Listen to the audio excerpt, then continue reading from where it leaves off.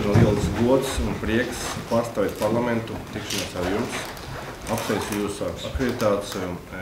Mūsu nākotnē ir lieli darbi, kuri jau parādīsies šogad, bet skaidrs, ka mēs gaidīsim nākošu gadu, kad būs 20 gadus mūsu diplomātiskās attiecības sākšanai. Mēs lepojamies ar to, ka mēs pirmā no Baltijas valsts, kur bija noslēgta diplomātiskas attiecības.